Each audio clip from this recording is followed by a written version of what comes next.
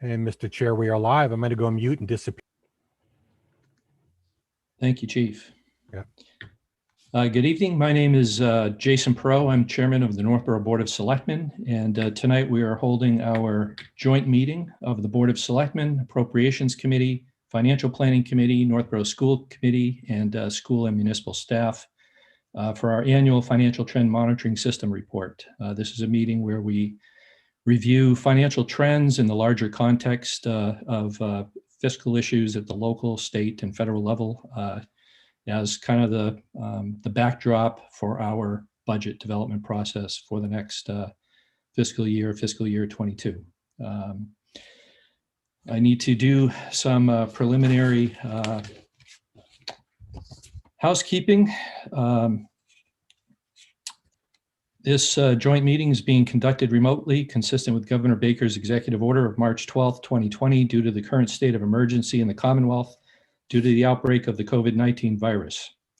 In order to mitigate the transmission of the COVID-19 virus, we've been advised and directed by the Commonwealth to suspend public gatherings, and as such, the governor's order suspends the requirement of the open meeting law to have all meetings in a publicly accessible physical location.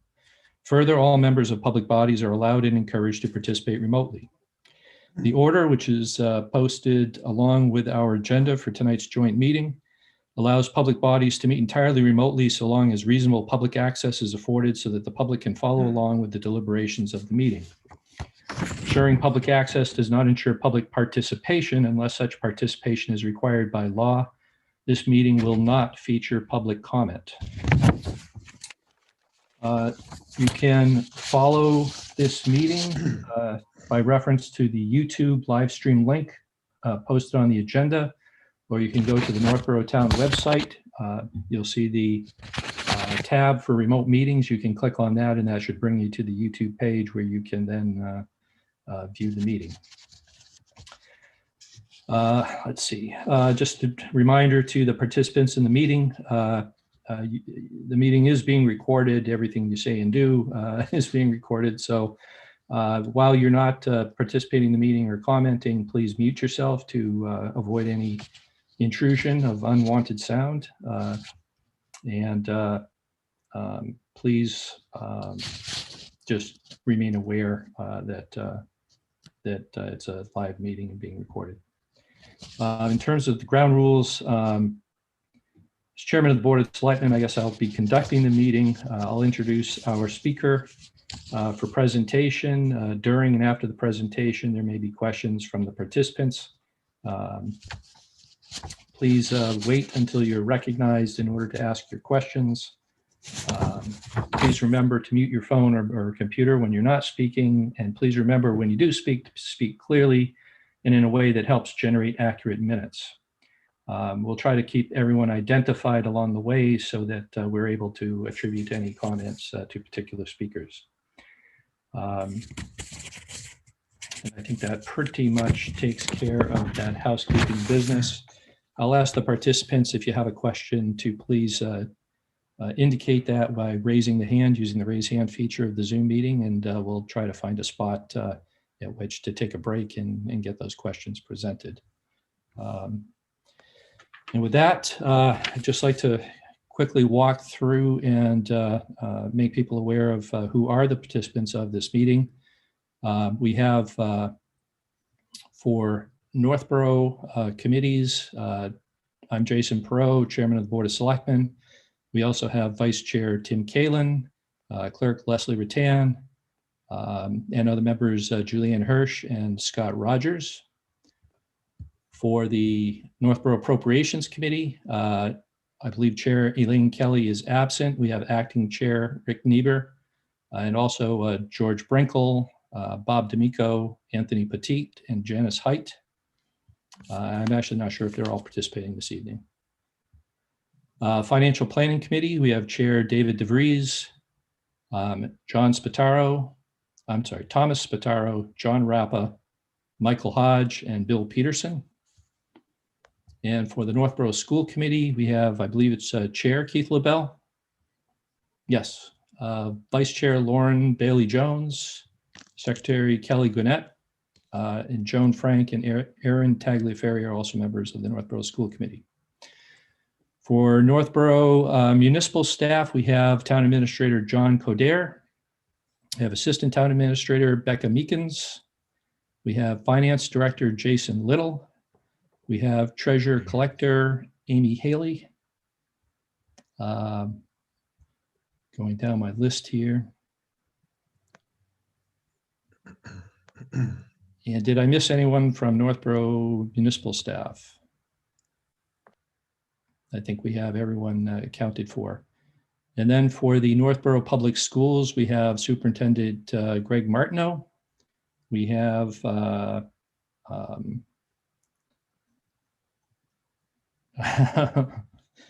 finding you here.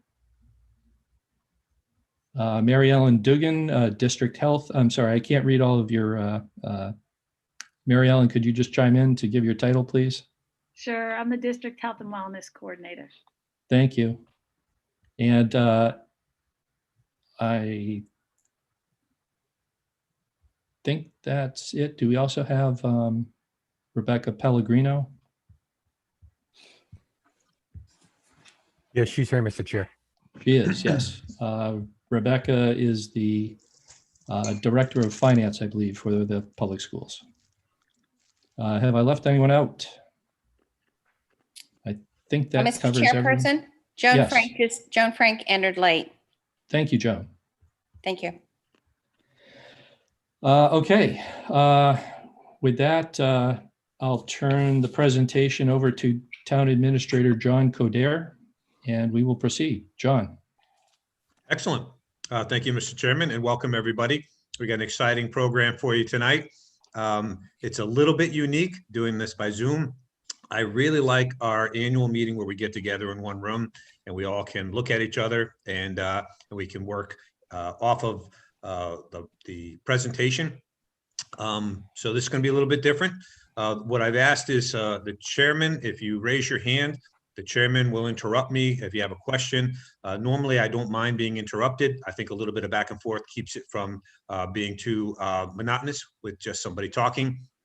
So if you do have a question on something that we cover, by all means chime in and we'll try to take those up in order. So just to remind everybody, I think everybody that's on the boards and committees here have been through this process once at least. The last time we did this was December of 2019. Now, the purpose of tonight is for us to all get together. Now, normally this meeting takes place in December, and for a number of reasons, which we're going to go over in a few minutes. Why are we doing this so late in January?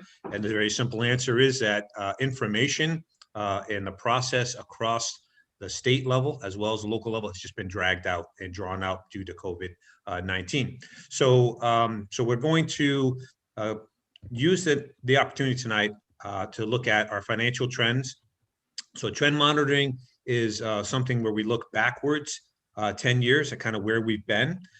We then forecast forward 5 years based on the information, and then we'll have a discussion amongst all of the policy boards and committees tonight about what are we seeing for fiscal 2022, what are the assumptions, and how do those assumptions play out as we move forward.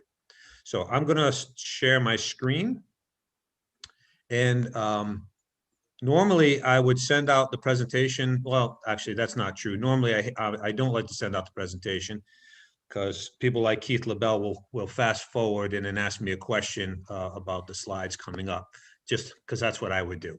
But normally I do like to give you the presentation, so we'll make it available afterwards. But I have to tell you, the information literally that we put together for you tonight came together today. So especially with regard to some of our local receipts and some of the information about motor vehicle excise, we were waiting on that information. So we'll explain why we're kind of in the situation we are. Let's start with just setting the table here for the agenda tonight. First thing is we're just going to recap fiscal 21. How did we get here? What changed from town meeting to when we actually got a final budget? We'll talk about some of the indicators. I'm not going to go through 15 indicators tonight. I'm happy to speak to any of the indicators that you would like, but I'm going to primarily focus tonight on the ones that are in motion, and that's state aid and local receipts. We'll talk about 5-year financial projections. And then the thing everybody wants to know is, well, based on shaking the snow globe and looking at where we are, what do we think is going to happen to tax impact? In my opinion, I say this every year, the most important aspect of tonight's meeting is to get the key policymaking boards and committees together at one time to see the information and to build some consensus about the assumptions that we're all going to be using to put the upcoming fiscal 2022 budget together. Now, we've all been working on this budget for months, but there are key pieces that we don't have, like state aid, federal relief, information about where we are in terms of hotel meals tax, and motor vehicle. So that stuff is all kind of coming in slowly. Just to kind of drive home the fact why we're doing this later than we normally would. First of all, town meeting for this past cycle took place almost 3 months later than normal, and that was due to COVID-19. That caused us to, in part, to close out fiscal 20 late, which delayed our audit, delayed the certification of our free cash. By the way, as you can see from the slide, free cash is basically how we ended last fiscal year. So COVID started on the last tail end of fiscal 20. And so it did have an impact on 20. And essentially that impact was this. We finished at 1.9, just about $2 million in budget surplus. Half of that was turned back unexpended appropriations. And the other half was money that we had left in free cash.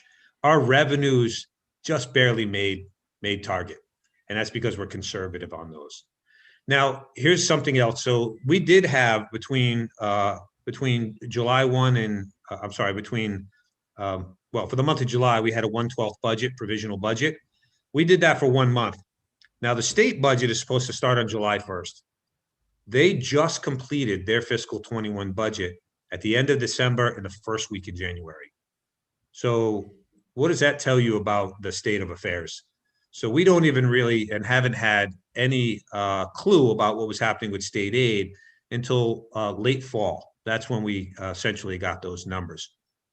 So we approved at town meeting a very conservative budget that made assumptions about reduced revenues, and we brought some one-time revenues into the budget to make sure that we could have a balanced budget regardless of what happened at the state level. So the good thing was in the fall, the legislature and the governor got together, and because they had to, all the municipalities have to set their tax rates usually in November.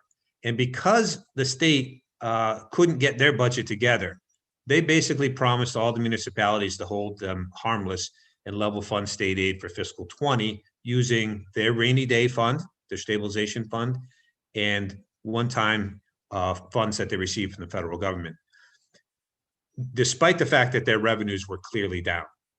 So we got a gift for fiscal 2021 from the state in terms of level state aid. And so we had to make a decision in the fall. In November, we set our tax rate. And so a policy decision was made that we wouldn't call for a special town meeting because our options were two things we could have done. We could have called a special town meeting and spent the additional state aid that came in, or we could have held tight, which we did, and that additional state aid essentially comes into the budget and reduces the tax impact. So the policy decision of the board not to call a special town meeting resulted in the fiscal 2021 budget essentially giving a reduction, not just a smaller increase, but an actual reduction to the average single family home tax bill for fiscal 2021 of $65. And so the feeling was, and the thought was that, we were okay budgetarily. We had brought one-time revenues into the budget that we normally don't do. to make everything work. And the residents and the businesses needed tax relief given these very dire circumstances. So for fiscal 21, the year that we're halfway through right now, average single-family home tax bill saw a reduction of $65. Now, when we started out on that budget, we assumed a 17% reduction in state aid. That was based on historic data and some of the forecasts that were being circulated by mass taxpayers, the Department of Revenue. Because remember, when we did our budget and we put this together before we went to town meeting, the economy was essentially shut down. You know, there were no restaurants, you know, everything was locked down. And then as it slowly opened back up again, the revenue picture and the outlook for the state slowly changed. But that was the snapshot where we conducted our town meeting. And as I look back, honestly, I wouldn't change anything. I think it was the right thing to do at town meeting. And I think it was the right thing to do by the board not to call for a special town meeting and to spend the money, because here's the reason. One, the tax relief was needed. Two, it would have just inflated the budgets, would have compounded the difficult fiscal 22 budget that we're facing right now. So that was a good call, and it's put us in a better position for dealing with fiscal 2022. Now, the last kind of random thing that happened was we were waiting, and the state was waiting for the federal government to approve the second round of CARES Act funding or coronavirus relief aid. And that didn't happen until December 27th of 2020. So the state wasn't really quite sure what was happening. And we'll get into this in a later slide. The state's ability to project their revenue base so that we can project what we think is going to happen with the aid they're going to give us was all predicated on whether or not they were going to get additional aid from the federal government, or if the federal government was going to provide additional aid in the form of unemployment and stimulus checks to the population, because that feeds into their revenue stream. So again, that didn't happen until the end of December. So there is no way. Our normal process is that the third week in December is when we have this meeting and we set the table for the upcoming fiscal year. And the reason for the timing in December is we've closed out the prior fiscal year. We have our free cash. We've set our current fiscal year's final budget, and that is the basis upon which we do our projections. So December is usually a safe time and the right time to do that. Clearly from this outline here, you can see we just didn't have the information. And literally, and right up until about Tuesday of this week, we weren't sure we were going to have the information to be able to provide you this evening in a meaningful way. Anyhow, we can give you information about what we don't know, but in order to have a meaningful discussion, we needed actual data with regard to some local receipts, and we're going to talk about that in a minute. John, I'm going to, just Jason, a you have a quick question? Correction to that second bullet. That's not free cash $1.98. That's free cash 1.98 million, correct? 1.98 million, yes. Thank you for that clarification. Yeah, if it was $1.98, things would be much more dire than they are. So the next several slides, I'm going to move through. They're the same slides that I use every year, and they're referencing content information about what's financial condition, the aspects of it, what trend monitoring is, the purpose of trend monitoring, what the objectives are. Let me just say, look, the whole point of this is to predict, avert, mitigate, and prevent. The idea is to look at where you've been, to predict, hopefully, and to signal where you're going, and to identify trends and issues that need to be addressed. The only slide I'm going to stop on briefly here is the same one I used when I did the budget presentation, and that is the difference between fiscal distress and fiscal crisis. Fiscal distress is a temporary situation, like a pandemic, a reduction in state aid, a reduction in local receipts. We have and are experiencing, as every municipality in the Commonwealth is, a little bit of fiscal distress right now. The fact that we made decisions, and we will make decisions tonight and moving forward, is how we keep from getting into fiscal crisis, which is where we basically can no longer balance our budget and pay our bills. We are very far from that, but we do need to make decisions to keep ourselves from going from distress into crisis. And our job is to keep you, the policymaking boards and committees, from getting hit with unpleasant information like, guess what? Our revenues are down, expenses are up. You all need to tell us where do you want to cut, 10 or 15% out of the budget. We try never to do that to you folks. When we do have to make reductions or corrections, we try to provide time to make intelligent, informed decisions about those corrections and not have to do things like knee-jerk reactions, as you're seeing. If you're reading the papers, you're seeing some of that happening in some of our neighboring communities. Okay, so this is our executive summary. We refer to it as our dashboard. You have all seen this before, and you should be familiar with it. But basically what it does is it gives you a quick snapshot of the 14 indicators we track and essentially where they are. So as I said, I'm going to focus on a couple, but in fact, the two that we're going to really spend time on tonight are the two that we spoke at length about last time, because they're the ones that are having the impact, and that's local aid and our economic growth revenues, things like motor vehicle excise, hotel, meals, building permits. But I just want to start with on the top three, since I'm not going to spend a lot of time on these. These are our property tax revenues. Now, 83% of our budget is based on our local taxes. So that is a critical resource that we need to know what's happening with. I just want to share with you that at this point, 10 months into the pandemic, our local property taxes are holding just fine. Our collection rates are at 98%. Revenues and expenditures per capita, revenues are coming in above expenditures. Everything is working the way it should. And not to say that we're not watching those, but these indicators, and again, these indicators on an annual basis, we're watching these revenues on a monthly and a quarterly basis. What the data is telling us is that the folks that live in Northborough are willing and able to pay their taxes. And that means that by and large, they are doing okay, at least for now, economically. That's not to say some people aren't having a very difficult time, and I don't mean to minimize that. But on the whole, on the balance for the town of Northborough, we're primarily, or tend to be, a lot of white collar workers. So if you think about everybody that you know, most folks have adjusted to working remotely or found some way to continue their jobs. Unfortunately, this pandemic has disproportionately hit the service industry and folks on the lower socioeconomic rungs, and that has been very difficult for those folks. But again, based on Northborough's socioeconomic demographics, we actually we're doing okay. So we're not seeing a deterioration in the tax base.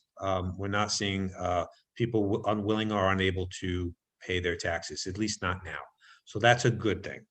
So if that's 83% of our budget that we, in terms of revenues, well, state aid is around the other 8 to 10%, and economic growth revenues are another probably 6%.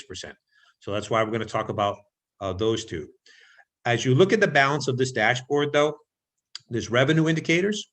There are personnel and expenditure indicators. There's debt indicator. There's unfunded liability indicators.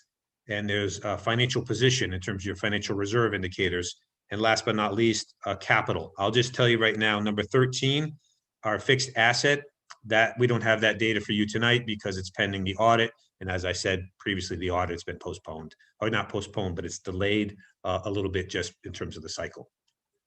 So unless anybody has, and if you do, please let the chairman know by raising your hand. If anybody has any questions about the first several indicators, I'm going to breeze over those. For sake of continuity, this presentation has all the slides and all the information.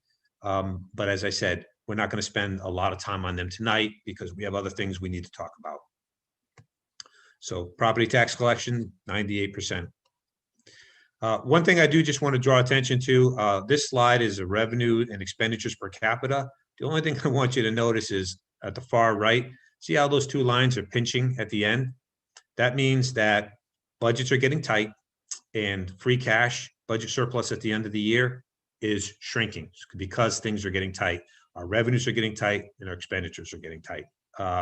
Those lines cannot and will not cross though. So let's start with state aid. You've all seen this slide before. It's a 30+ year history of our state aid. The valleys with the arrows at the top are prior recessionary periods. Now, normally I would say in fiscal 21, the bar to the far right, we anticipated that bar to be down. But as I just said, the state level funded us for fiscal 2021. To tip my cards a little bit, we believe and we hope that we will see level funding in fiscal 2022 as well, based on the financial projections at the state level.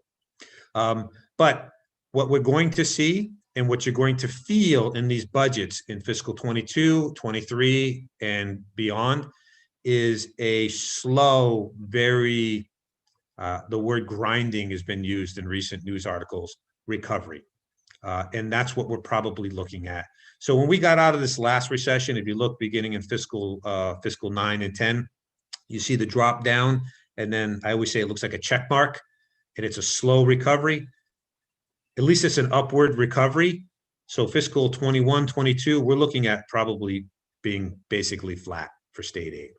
So we know already in terms of state aid that as a percentage of our operating budget, it has been deteriorating. Even during the recovery from the Great Recession, it has become an increasingly smaller portion of our budget. It used to be 13% of our operating budget revenues. And in fiscal 21, it was down just over 8%. So that's going to continue to happen. And as you know, if our second largest revenue source is in decline or not growing proportionately to our budget increases, then that money has to come, either has to be cut or has to come from somewhere else. And really the only place else is taxes. So in terms of fiscal 22 state aid, the state usually has a revenue consensus hearing that they do the week preceding our usual meeting date for the financial trend monitoring. So they usually do their revenue consensus hearing around March 5th, first week in December, I'm sorry, not March. And what that is they bring the Department of Revenue, the House, the Senate, Administration of Finance, they all come into one room and they parade economists, the Mass Taxpayers Association, the Department of Revenue, and various other experts in to give them some sense of what's going to happen with revenues in the upcoming budget. Then they get together and they decide through a consensus hearing meetings what they think the state revenues are going to go up. Now, from that, the governor, who has to submit his budget on January 27th, uses that revenue projection as part of his budget. And in turn, that tells us kind of where we are and what we might expect for state aid. So here's what they found after watching a 3-hour hearing, listening to everybody, is A, there were 1 million caveats and qualifiers in all of their forecasts. The Department of Revenue's forecast was -1 to +8.8. I don't know what I'm supposed to do with that. And apparently neither does anybody else because they kind of ignored it. And they fixated, well, they took the midpoint, so of 4%. The Mass Taxpayers Association is saying their estimate is 5.5%. So this sounds like really good news, right? After we're anticipating significant losses in revenue and significant reductions. This sounds like great news, but keep in mind, it's off a reduced revenues. And here's what everybody said. First of all, this is all predicated on 2 main things. Number one, that the virus vaccine is administered according to the schedule that they've rolled out and that it is effective. Therefore, the economy will open back up to an appropriate degree based on the amount of people that are vaccinated. Number 2, it's predicated that the federal government issued that second round of relief funds out. And I'll explain in a moment why that was so critical to the state and why that in turn is critical to us. But of all the revenues, now we're going to talk about very broadly some 5-year forecasts at the end of this presentation. But I'll just tell you, everybody is fixated on the next 12 to 18 months. And nobody knows what the heck is going to happen 5 years from now. And I don't pretend to know either. All we do is load these assumptions in and get a little bit of a, shake the snow globe together and get a little bit of look of of what we see coming down the pike. But after the initial boost from the vaccinations and the economy opening back up to whatever the new normal is going to be, everybody's predicting a slow and grinding economic recovery. Now, remember, when we met in December of 2019, the last time to go over this data, we were looking at recessionary headwinds. We all had anticipated, and the vast majority of economists were forecasting some kind of a recession. Nobody was forecasting, a pandemic to grind our economy to a halt, right? But everybody was saying we're heading to recessionary headwinds. So as we come out of this pandemic, the economy opens back up to whatever the new normal becomes. We're not sure what that means more longer term. And you're going to start seeing the ripple effects of this pandemic through the economy over the next 2 to 3 years. So we're not sure what to expect. The only thing we kind of know is they're not likely to be banner years where we're going to have great leaps in our state revenues and our state aid. I mean, that's the one thing most people sort of agreed on. So in terms of our fiscal state aid for 22, our first glimpse, the governor has to release his budget on January 27th. Our first glimpse will come next weekend when the Mass Municipal Association holds their annual conference and the governor is the opening speaker. That's usually when he'll tell us what our state aid might look like. Everything is pointing to level funding state aid at the local level or a small increase.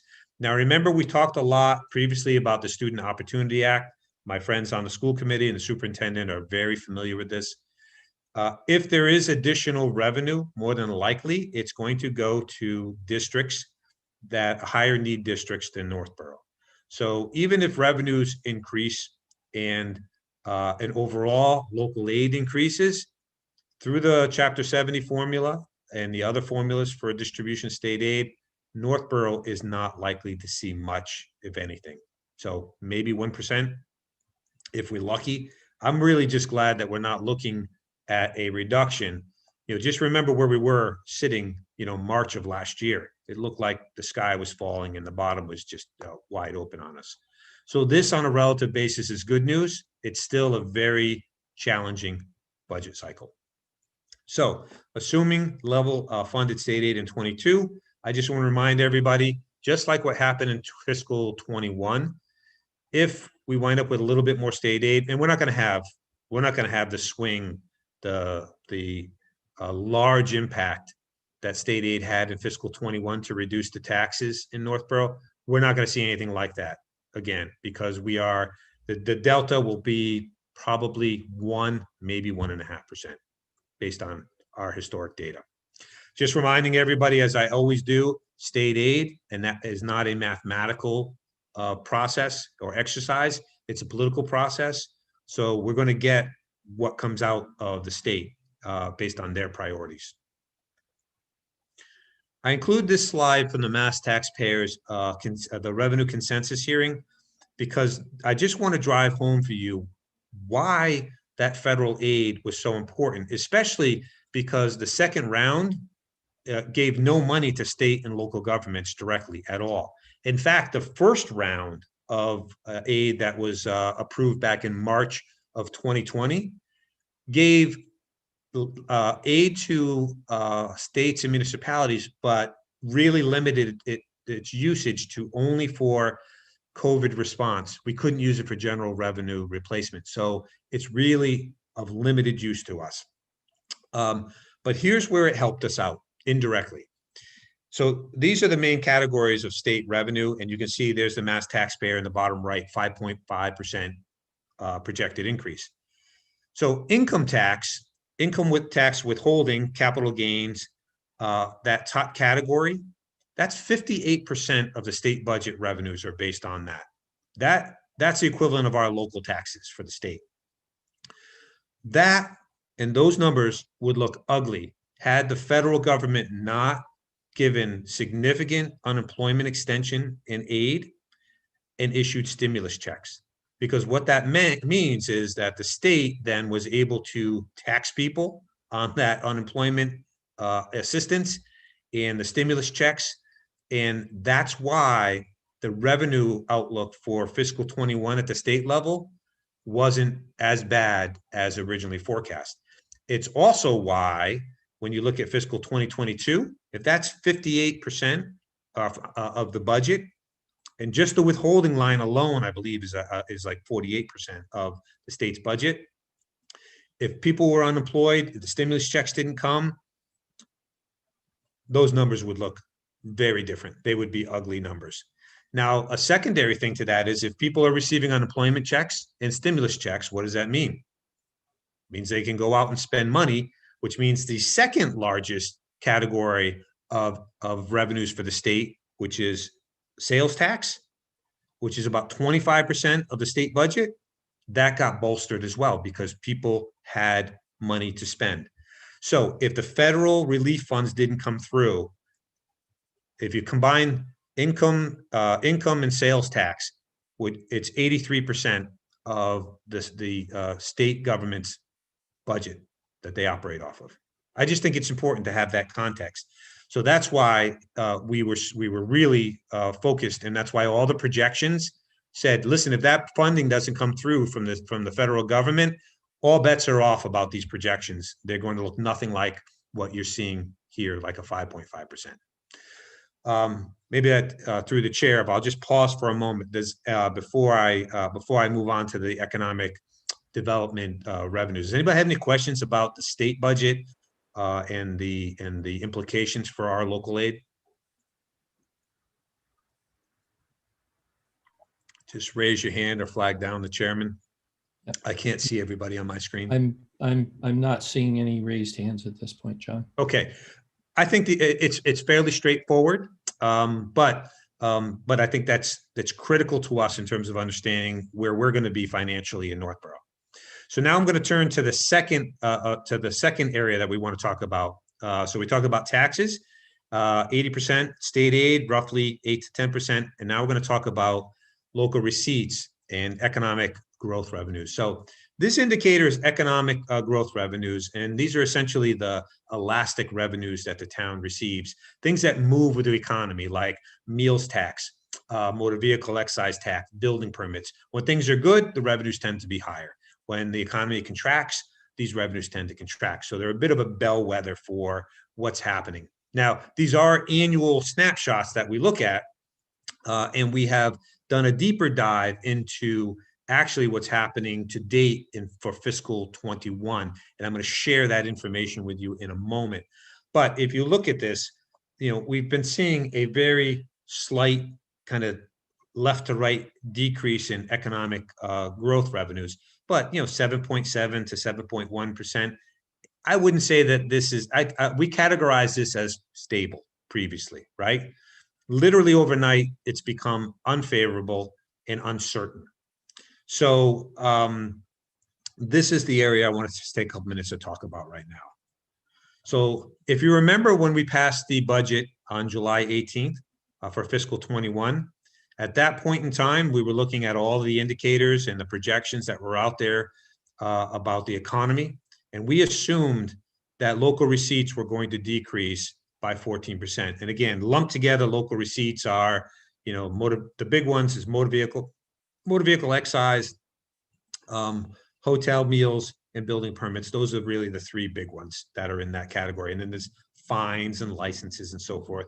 But motor vehicle excise is the gorilla in that smaller group. It's 95% of our local receipts is motor vehicle excise. So here we are, January. We just got the data from December. So we kind of looked at where we are at the 6-month point. So instead of a 14% decrease, we are still seeing a decrease, but it's more like 7%.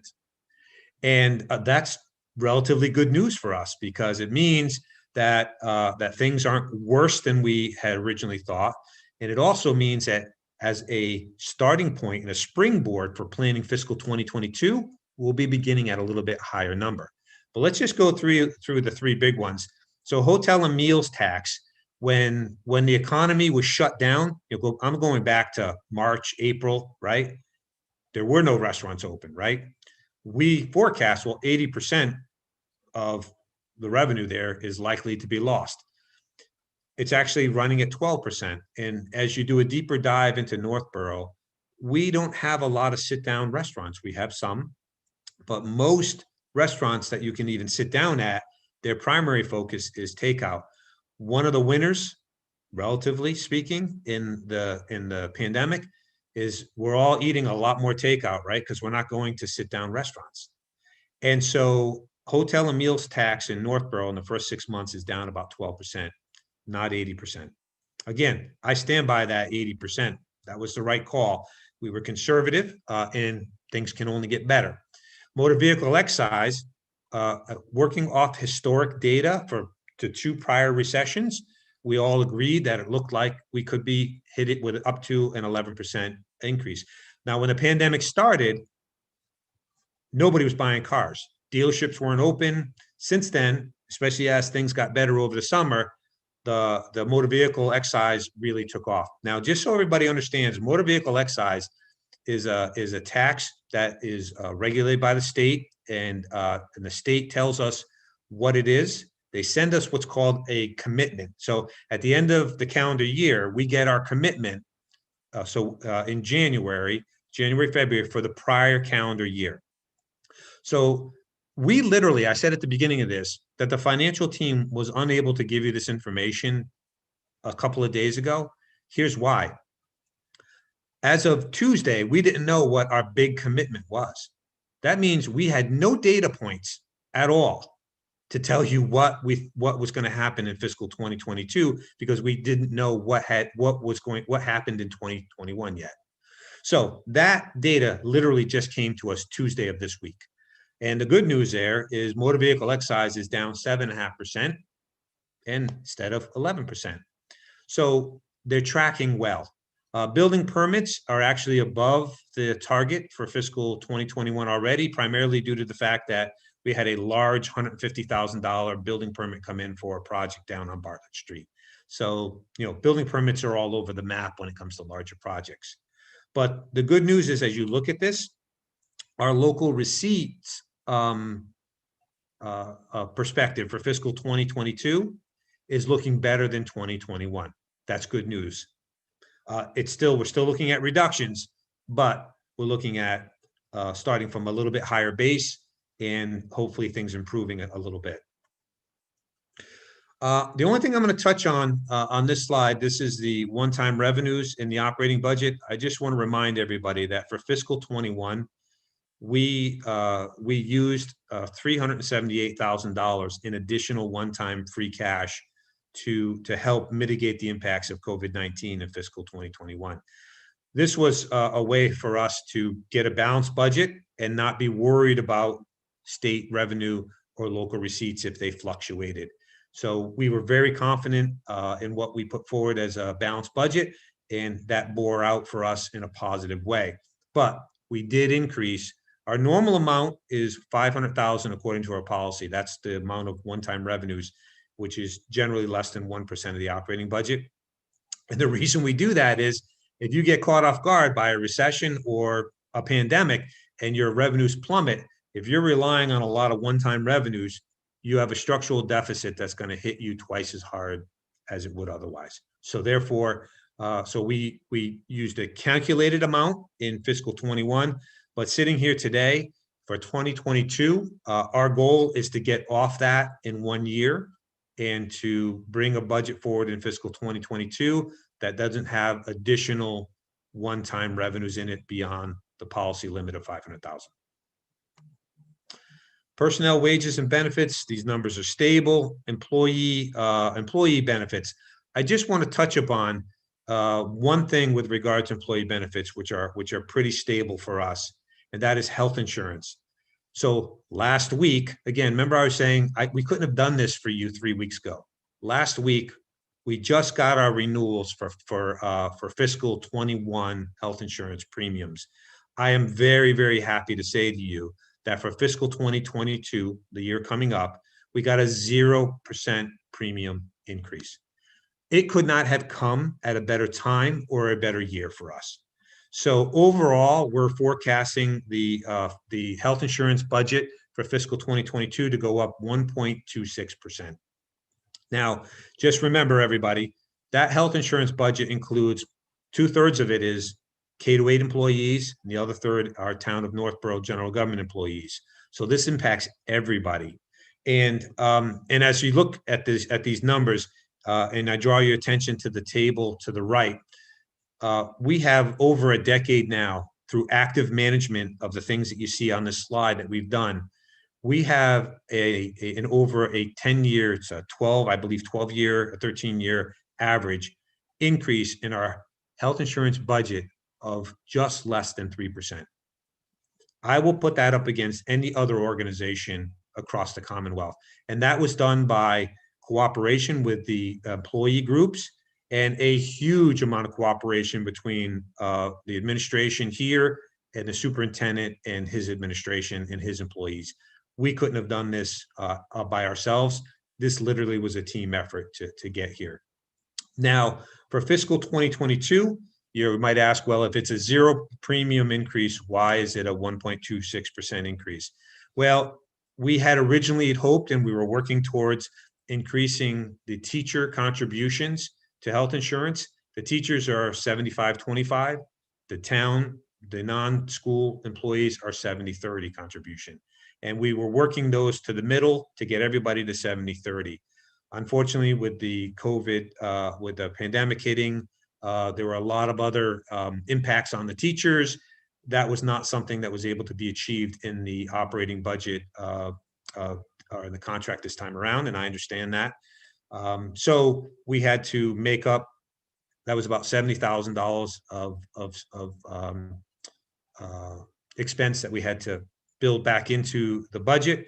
And then our retiree health insurance premiums are up about 5 or 6%. But in the grand scheme of things, 1.26% is phenomenal given where we are. And especially now you look at, in 2019, we had a pretty ugly increase. Was pushing around 10%, if memory serves me correctly. And working with all the employee groups, including the teachers, we consolidated to one plan, we bid it out, and we got the increase down to 3.8% in 19. And since then, we've had, we had a zero premium renewal in 20, we had a small increase in 2022, and another zero premium increase in 2022. And the benefits for the employees are still robust and something that I think we're proud to offer, and they're at a level that will allow us to recruit and retain good people. So this is a success story for the town of Northborough. I'm just going to touch upon this, why you hear me sweat health insurance renewals every year, and why we don't say it's I never say it's a favorable trend. I always say it's stable and uncertain, because all it takes is something to happen in the economy or at the federal level in terms of regulation. If we get a 10% increase in health insurance, that's almost $600,000 in the operating budget. So on my side of the budget, the non-school general government, if I assume I'm working off a 3% increase, if I get a 10% increase in health insurance, that eats up 87% of those new revenues. So that's why we talk about it incessantly. And that's why we work with the employees every year to make sure that these numbers on that chart on the right stay reasonable. And I'm just proud to say, through the cooperation of the administrations and the employees, we've been able to do that effectively. All right, pension liability, nothing we can do here. We're on a funding schedule. OPEB, I just want to touch base on this. One of the ways we balanced the budget in fiscal 2021 was we postponed our OPEB, other post-employment benefit trust contribution of $550,000. I'm going to propose to you tonight, as one of our assumptions, that we postpone contributing to OPEB again in fiscal 2022 and get back on the schedule and revisit a modified schedule beginning in 2023, because we're going to have a tight year, fiscal 22, and we're probably going to have a tight year in fiscal 23. But if you look at the bottom line on this chart, the yellow highlighted, it is a success story here. We now have $4.2 million in our trust fund, and the funding ratio. So we went from zero to a little over 9% funded in just under 5 years. So we're making great progress there. We get off track, but we will get back on track. I always use the analogy of, in your personal life, if you were impacted, unfortunately, by the pandemic and your hours were cut or you lost your job, you stop contributing to your retirement fund, right? But hopefully once you get back on track, then you start contributing again, and you might have to increase your contributions to get back on track. We're going to have to do that with OPEB. But I don't feel comfortable proposing that we do that in fiscal 2022, primarily because it will have a significant tax impact. Debt service, success story, we're at 4.2%. We're ready for the next big building project, which will be the fire station coming up in the next year or so. Our level of reserves, our financial reserves, are still solid, around 9%. Moving forward with the spending plan, we're around just over 8%. So our reserves are still healthy. I'm just going to touch on this one. This is we talk about capital investments. Well, capital investments, our roadway maintenance plan. When you hear folks talking about, we need to build more sidewalks, we want to join Complete Streets program, and increase walkability, all great programs, right? And adding sidewalks is terrific. This is our roadway surface rating. So on a scale of 0 to 100, 100 being perfect, you can see through making regular investments, we were moving in the right direction. So what happened between 19 and 20 was something very simple. We had some culverts, some small bridges that had to be replaced. They're very expensive. So rather than putting money into overlaying roads, we had to divert some of it to taking care of those culverts. And here's what happened. It's not a big dip, from 7.39 down to, I don't know what it is, 73.4, something like that. But it just goes to show what we need to do is we need more resources to put into our pavement management plan. And if we're going to get into an enhanced sidewalk program, I'm less worried about even adding sidewalks as I am improving and fixing the ones that we have. We need to start there first. But when somebody says, why can't we do that? This is why. And once you lose these roads, it's 4, 5, 6 times more expensive to go back and fix them once they're lost. So coming back around, this is where we stand. Property taxes are favorable. State aid is unfavorable. Economic growth revenues, local receipts, unfavorable and uncertain.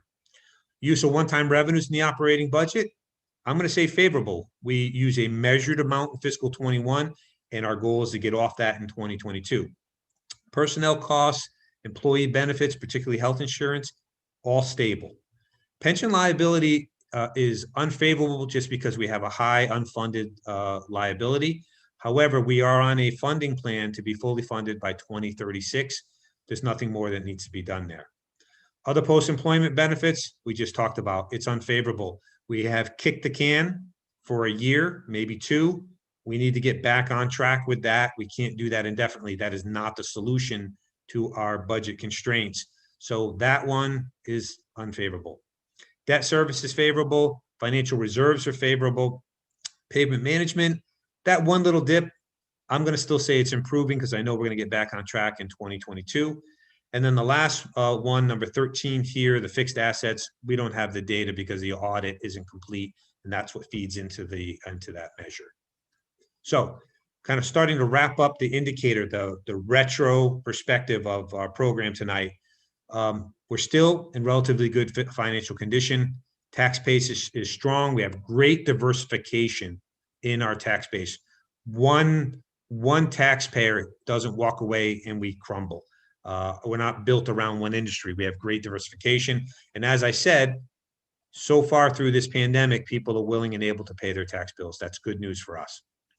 Our reserves, and now we're looking at, moving into fiscal 21-22, reserves are still healthy at 8%. We want to be between 8 and 10% ideally. And in 2022, we're not anticipating using any of those reserves, at least not at this point. Debt service is very low. Ready for that project, as I said. Bond rating is held. Our reliance on one-time revenues, although we did something in 2021, that's still in good shape. And then the other thing we did in fiscal 2021 that you all know is we strategically postponed some of our capital projects, things that could wait. And we created additional liquidity and we held it in case we needed it, in case the bottom fell out of everything in fiscal 2021, moving into 2022. Based on the information I just shared with you, it's not great, but things have stabilized, and we're with the vaccine coming, people are starting to look at a recovery. That's all positive for us. So, but we do need in fiscal 2022 to get back to buying police cruisers and trucks and those things. We can't just keep postponing those because we'll get a big bubble in year 2 or 3, and then we're going to wind up having to issue debt to take care of some of those. And no matter what you do, it's going to cost you more in the future. So we do need to get back on track. But right now, based on this snapshot, we're okay. Potential concerns. As I said, we're kicking a can on OPEB. We got to revisit that. We postponed some capital projects. We need to revisit those. Huge uncertainty. The two things that you should take away from this presentation tonight are a lot of uncertainty regarding state aid. Think of it this way: the federal assistance has been it's like the COVID vaccine, right? 2 booster shots to get you through, right? You got your 2 booster shots, the two big aid packages from the federal government. When that works its way through the economy, state aid is going to be on its own again. And if the economy isn't back and there's no additional federal assistance coming, there's huge uncertainty around that for us for the next couple of fiscal years. Same thing with local receipts. If the economy doesn't get opened back up and the new normal doesn't get back to something similar to what we've recognized in the past, that's going to be an issue for us as well. The last bullet is reaching back to last year's presentation. We spent probably about 20 minutes talking about the town's new growth. These are new economic development that brings new tax dollars into the coffers for us. And we spent a lot of time talking about how the town is reaching build out. And we have the last big push with some significant development down on Bartlett Street that gave us another good shot in the arm of new revenues. After that, I'm not seeing much. And that has helped us through this recession. We've had really great new growth in fiscal 20 and 21 that have really helped the town of Northborough out financially. I don't see that coming in 23 and 24. So just bear that in mind. There are all these variables that are in motion, and that's why we try through this process, bring them all into one place so you can kind of see how they relate to each other. And some are going up, some are going down, but try to get an overall picture of what's our financial condition. So I've talked about looking backwards, and now we're going to start. Now the next thing we're going to talk about is forecasting forward. And that starts with, what are the budget assumptions for 2022 based on all the information that I just shared with you? Excuse me, through the chair. Yes. Hi, it's Kelly Gannett. Just before you go forward, could you just explain a little more about what OPEB is?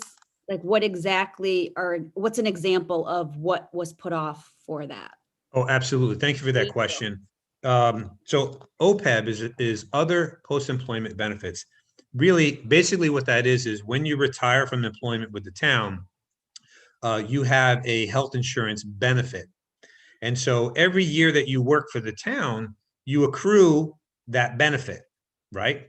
And so if we're not putting aside enough money, then you get an unfunded liability that grows. And so we have that unfunded liability. Everybody has it. It's only a few years back that we started through the financial statements being required to measure and report it. What gets measured gets attention. The point of that was, you have an unfunded liability here, you need to start funding it. The town did start funding it, as we said, to the tune of $500,000 a year. So every year out of our revenues, we put $500,000 towards that unfunded liability. Probably the best way to think about it is in your personal life, you have a retirement account, right? You have a target where you should be in your retirement account so that you can retire and pay the benefit back to yourself. Well, if you're not meeting your targets, you have a gap. That's your unfunded liability. And you need to close that gap before you retire. So for the town, we have this accrued benefit. And so we need to close that gap as we move forward. So just like putting money in your personal retirement account, you're not going to feel that in the current fiscal year or your current year, right? But if you postpone that too much, it will come back and bite you. You'll have to put more into that account in the future. And if you don't put money in that account, in this case, you as on a personal level, you would be able to retire. On the town level, it would mean that when those benefits come due, we would have to take money out of our operating budgets, and we'd have less to spend on services, and more would be going to pay for OPEB. So we want to get on a funding schedule. So another way to think about it is Social Security. There's a funding liability there. It's not fully funded, and ultimately go bankrupt.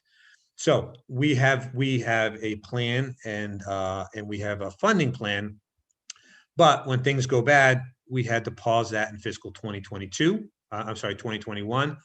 And I'm recommending, at least the budget assumptions as presented tonight are going to assume that we don't contribute in 2022. The first thing we had to do, so let me just stop there. Did that answer the question, Kelly? It did. Thank you so much. You're welcome. So we had two things that hit us. We made some quick moves in 2021 when the sky was falling, right? We put off some capital and brought some one-time revenues into the operating budget. The second thing we did is we stopped spending money into OPEB because we could postpone that without hurting services immediately. So between the two, it's just shy of $1 million. Well, we need to absorb those one-time revenues. We need to, get those out of the budget this year. Next year, 2023, we'll talk about getting OPEB back into the budget. But you can't, if you do them both at the same time, you're going to have to cut budgets severely and cut services, or bring bring revenues back in, one-time revenues back in. So it's sort of, these are your quick moves, and then once things get better, you have to start addressing these. The one I want to address in fiscal 2022 is to get those one-time revenues, those additional one-time revenues out of the operating budget, because that's a structural deficit that can really hurt us if the economy goes in a bad direction. OPEB, you could postpone for a couple of years. All you're doing is you're just going to have to spend more money in the future, but you can address that in the future. If you lose your job, you're not worried about putting money towards retirement. You're worried about paying your bills. That's where we were in 21. We're there in 2022, but not as dramatic. So coming back to the budget assumptions for fiscal 2022.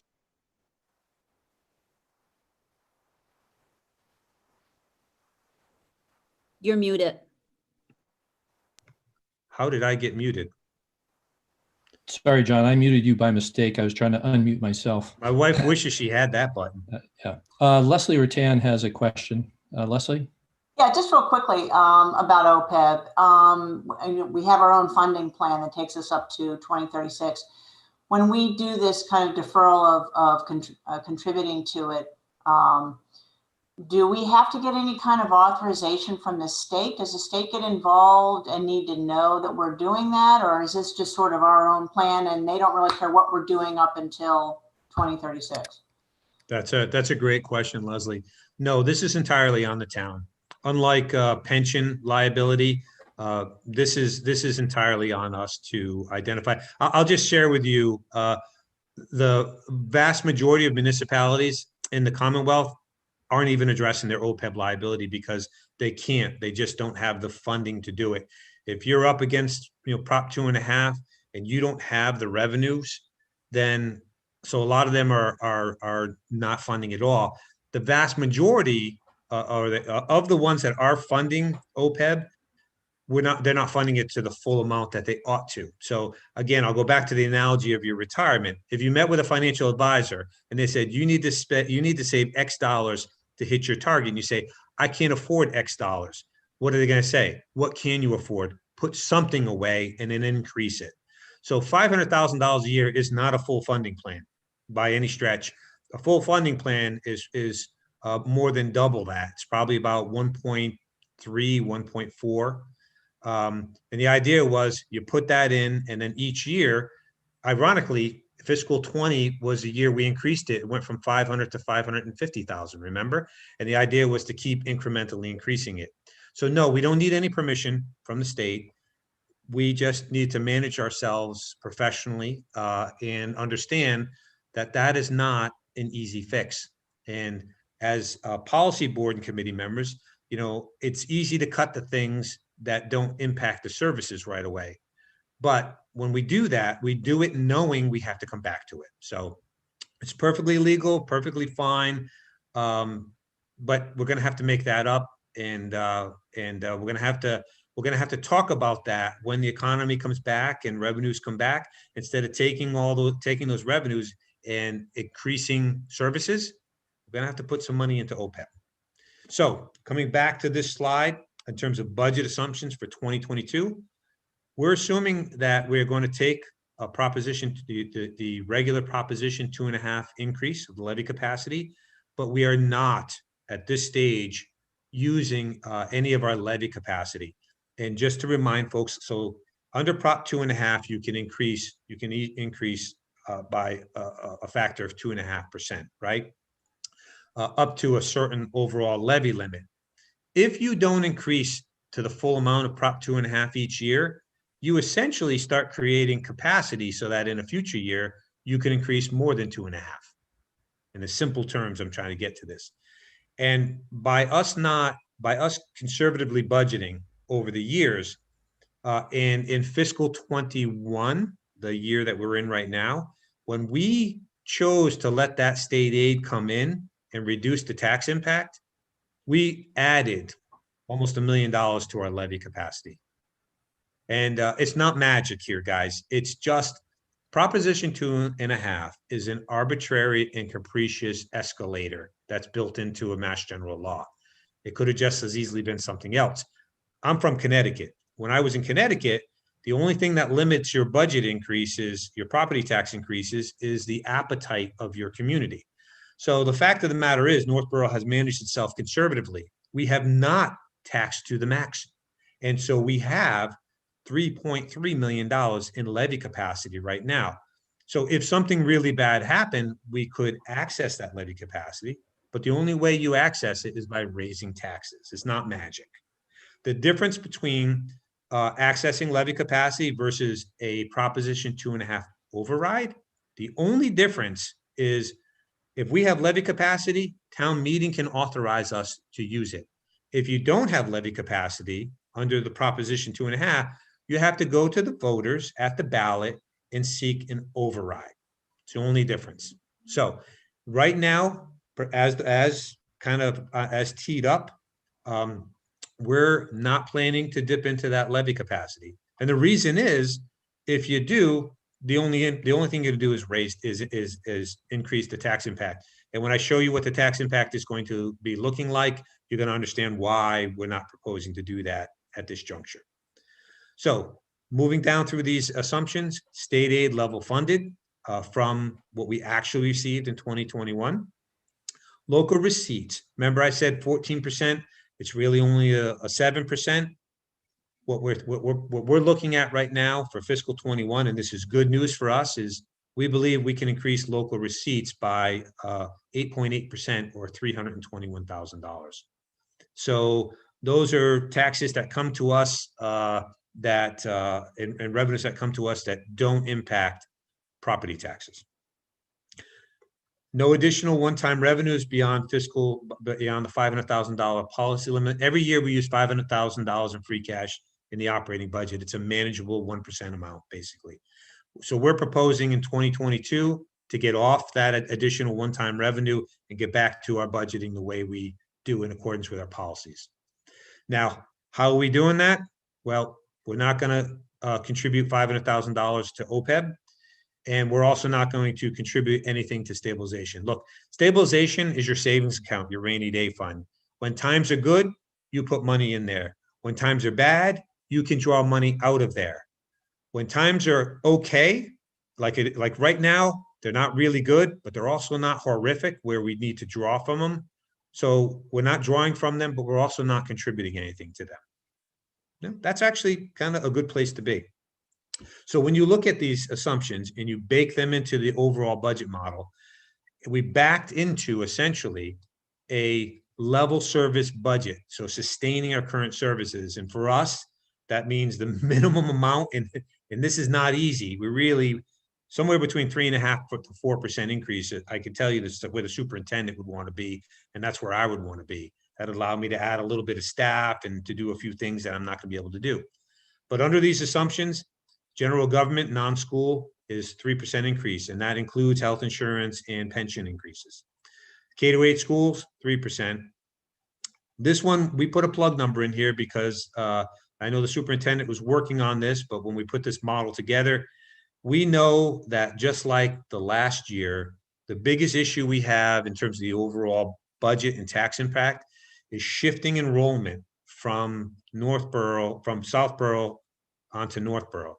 So even though the high school budget will go up by some reasonable amount, our assessment will go up disproportionately more because our enrollment is going up higher relative to Southborough. So I didn't want to put an unrealistic number in at 3% for the high school assessment because I don't see any way the superintendent is going to be able to meet that. So meeting all these other assumptions, we put in a 5% assessment increase. And just by way of contrast, Assabet Valley, we just got their assessment. Their assessment based on our enrollment, which is going up significantly, is increasing 20%. Now, Assabet Valley's overall budget is going up less than 3%. That's reasonable. Our assessment is what it is based on enrollment. So if the high school budget goes up a reasonable amount comparable to the other budgets, our assessment is going to do whatever it's going to do. Where we may need to dip into levy capacity to meet that need. I don't know what that is just yet because the state hasn't released its minimum mandatory minimum contribution figures yet. So those assessments are still, we still don't have them. So the last thing, I say this every year is, we're not playing Enron accounting here. So all the decisions that we are making are following our adopted and agreed upon comprehensive financial policies. So we look back 10 years where we've been. These are the assumptions about where we think we are as we prepare for fiscal 2022. And now based on that, we're going to shake the snow globe and kind of look forward as to what we see coming. And I'm not going to spend a lot of time on the financial forecasting just because there's so many unknowns at this stage, but I think it's important to go through just at least a cursory review of that. So, in terms of our methodology, it's just if you're in a community that is at the max of Prop 2.5, your financial projections are real easy. You take the 2.5 escalator for taxes, you figure out what your state aid is going to be, you figure out what your local receipts are going to be, and then what are your expenses, and if you have a gap, you got to cut budgets or go for an override. Northborough is in a different position because we have budgeted so conservatively over the last several years. We've created that levy capacity. And so when we start looking out into the future, we are going to agree that we're going to be able to dip into that levy capacity if we need to balance the budgets and over the coming years. So our model is really a backwards revenue driven model. And so we focus on our top three revenues: taxes, state aid, motor vehicle excise, local receipts, as we already talked about, with the goal of essentially maintaining level services. Our budget discussion starts with protecting what we have now. We all would like to enhance services. We all would like to expand the services that we provide to the residents, but that comes at a cost. So at a minimum, let's protect what we have now while we look at ways to operate more effectively and more efficiently with the resources that we have. But the goal is a level service budget. So the assumptions that go in these projections are that for fiscal 22, we have pretty good, probably the last year of really good new growth at 40 million. And then moving forward, we're looking at about 30 million in new growth. That number is going to basically just level off. We're not going to, because we don't have the land to develop anymore, we're just not going to see those big projects. There'll be redevelopments and smaller projects, but you're not going to see the growth that's helped us through the last 2 recessions, including the pandemic. That growth is behind us now. And that's, again, accepting that we are more of a maturing community and we're not a fast growing community, and our economic and our development is basically starting to plateau. Looking forward, we're just assuming level funded state aid for 22 and then a 1% increase. By the way, the last recession, that check mark, when we hit the bottom and that long part of the check mark going up, it was about a 1.5% increase for all those years.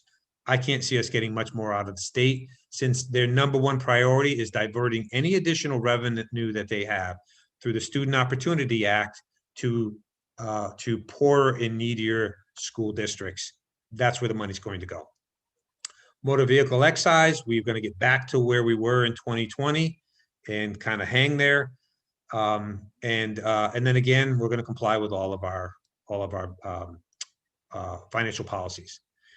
We do need to get, so in 2023, the model has OPEB going back in because we can't just ignore that. Debt service is baked into these numbers for the next big project, which is the fire station. And then in terms of the budgets, and this is where the school committee members want to make note, so what are we looking at? So for fiscal 20, as I said, we're looking at about a 3% increase. The projections moving out from there assume a 3.5% base budget increase, which may or may not be sustainable.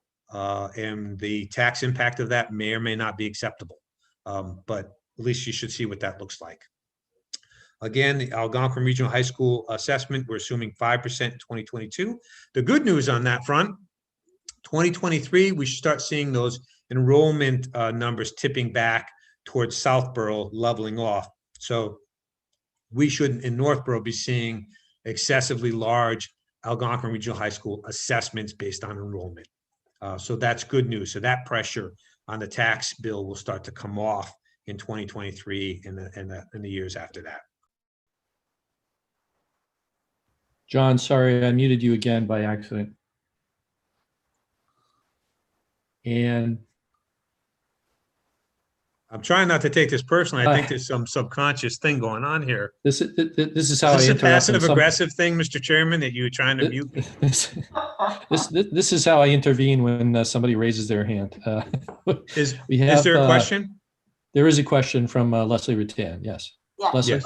Real quickly, John, how do you come up with the fact that the ARHS assessment should be more like 3.5%, 23 through 25? I mean, how are you determining that the enrollment will change? Is it based on economy and fewer kids are going to private schools, that issue, or what is that? Yeah, so we work closely with the school superintendent who provides us with those projections. I'll just tell you that the 3.5% increase in the out years, it just comes back to if the enrollment isn't a factor, then the assessment will more closely mirror a typical budget increase. It could be higher, it could be lower. Again, these are just assumptions for modeling purposes.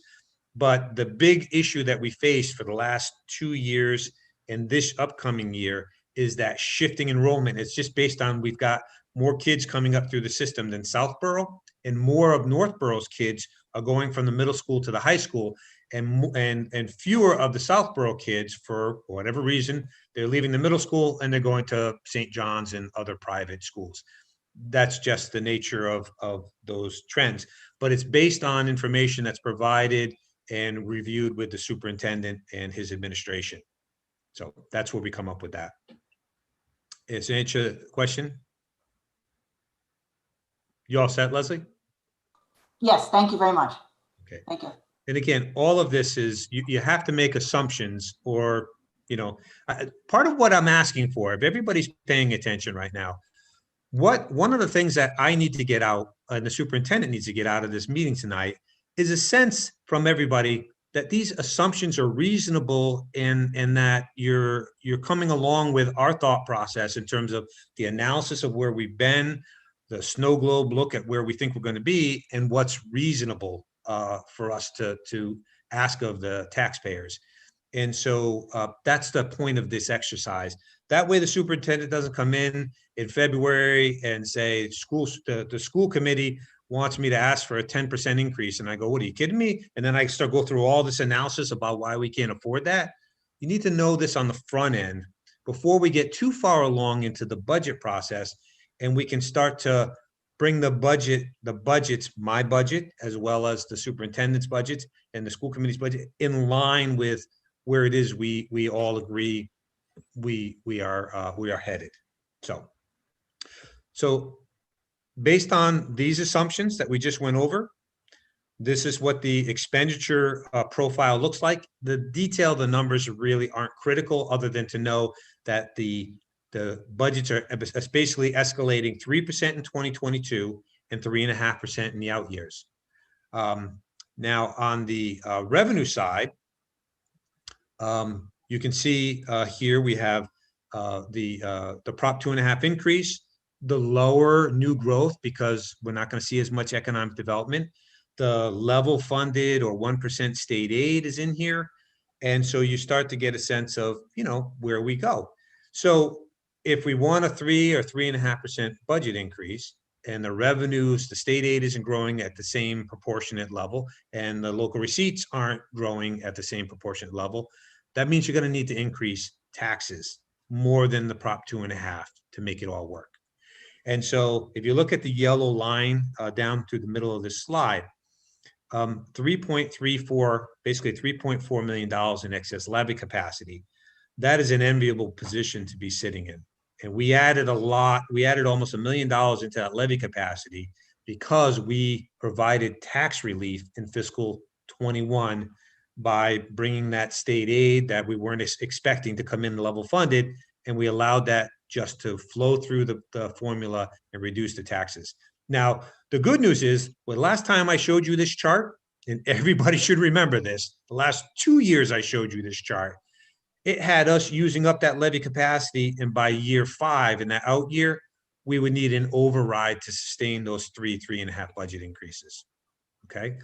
But because of what we did in 21, we have levy capacity. Now, again, it's not magic. To access that revenue source, you have to raise taxes.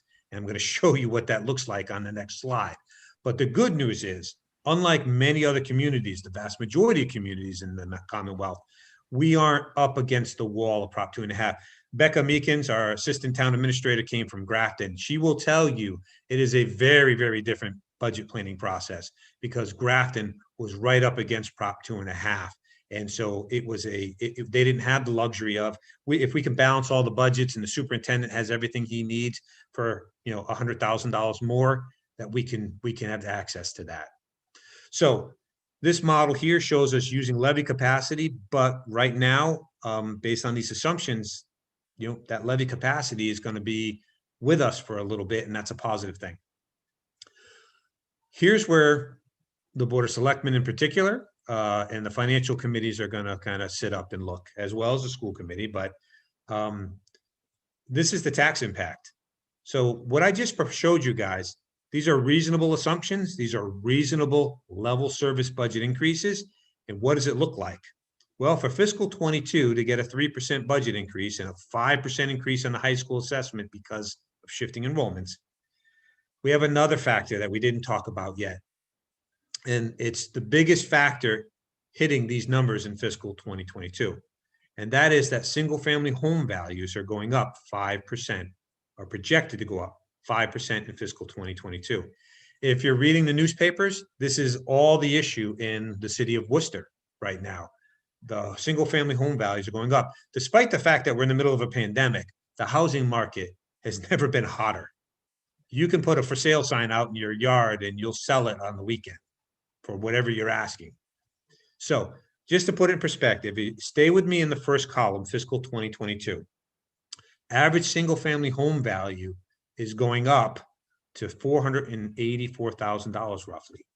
Now, if we control for that factor, so if let's just say the single family home value doesn't go up 5%, it stays what it is in fiscal 2020 and fiscal 21, that tax increase would be less than $200. Very reasonable. But because the single family home value is increasing, it is shifting the burden because the asset is going up. Your share of the taxes will go up. You're looking, despite the reasonable budget increases, right now a $363 average single family home tax bill increase. Now, as you look out across that line over the next several years, you see a big spike in 2024. That's where the fire station debt would come on. Now, again, it's all plunked in there. Realistically, we'll probably try to spread it out. When we look at fiscal 2022, we might get a little bit more state aid.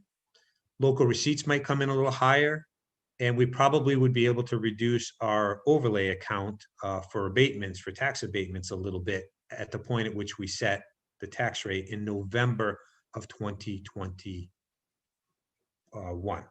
That's when we set the tax rate for fiscal 2022. So that number could come down a little bit, but it's not going to come down hugely, guys. And so that's the full picture of where we are. So now you start realizing why I want to delay getting back on schedule with our OPEB, why, we're doing some of the other things that we are doing. Graphically representing taxes. Now look at where we've been for the last 10 years. The average single family tax bill has gone up $177 over the last 10 years. I will say shamelessly here, the fiscal 21 with a $65 decrease certainly helps that average out. Okay. But look at the early years. During the last recession, fiscal 10, those first few years, that's when we had the mall, Avalon Bay, Wegmans, all that went in. So we put that money into our excess levy capacity and we held taxes low, right? And then we got into a period of time where, it is what it is. And now we've held, we've used some of that levy capacity. And now in 21, we put some money back into that levy capacity by holding things down. But as you look forward, the average projected single family home tax bill, 402. Now, let me just say, this isn't set in stone, guys. These are projections based on the assumptions we just talked about and what we see coming. We can make a policy decision to reduce budget increases to below 3%. That would have an impact on services. We can make a policy decision to increase budgets more than 3%. That would have an increase effect on this. We don't have a lot of other options, frankly, though. There's not a lot of other local adoption taxes that we don't already have, like hotel and meals. We already have those. So, there's not too many places to go. But I want you all as policy board committee members to see these are the numbers. So when people show up at the school committee meeting and they want free all-day kindergarten, and when people show up at the Board of Selectmen's meeting and they want new sidewalks all over town and to fix every sidewalk that we have, these are all things that we can do, but we're balancing it with the tax impact and what's going to be palatable, what's going to be acceptable, and what's going to be sustainable in that regard. So let me wrap up here, start wrapping up. Yes, you got a question? We have a question from Select Board Member Tim Kalin. Yes. John, and just looking at the graph here with the $177 average annual increase from 10 to 21 and then the 402, how big of an impact is not having new developments come on board? And is that why there's such a big increase or a big difference between the 11-year period from 10 to 21 and the 4-year period from 22 to 26? That's a great question. Well, it's a factor. It is a factor. So